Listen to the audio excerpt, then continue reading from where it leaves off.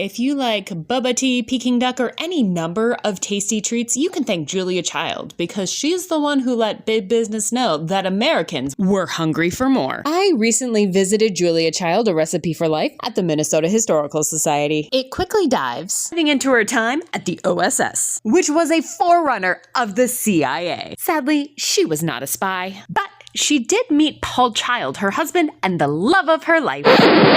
This is one of the Valentine's Day cards that the couple sent out annually, and now visitors can join them. Of course, no exhibit on Julia Child would be complete without looking at her time in France and the food that changed her life. That leads us to the two things that changed the way America ate: her book, Mastering the Art of French Cooking, and her show, The French Chef. Visitors learn what America's food landscape was like before Julia was on television, including the invention of the TV dinner. While exploring the TV kitchen, visitors learn about all of the work that went into creating an episode of The French Chef, as well as the impact this one show had on television. For one thing, it showed that there was an audience for educational cooking shows. It showed that there was interest in international cuisine.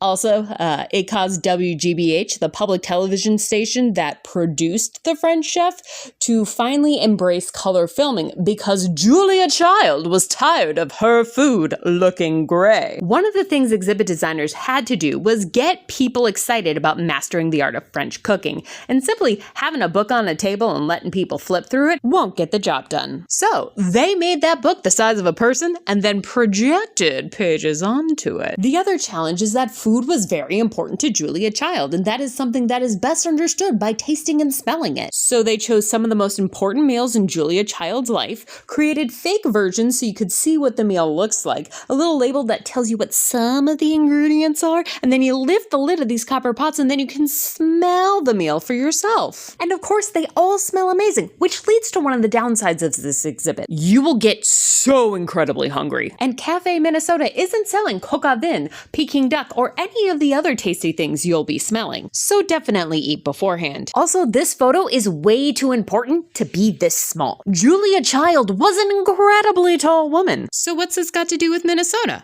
Well, Julia Child changed the way America ate. MNHS used this as an opportunity to highlight Minnesota food stories, starting off with these Minnesota cookbooks that you see at the start and end of the exhibit, and the gems they pulled from their collection, including Slapshot Meals, a cookbook for hockey families, and a true Minnesota treasure, the first documented mention of hot dish. All in all, 8 out of 10 stars. Julia Child, A Recipe for Life closes Memorial Day.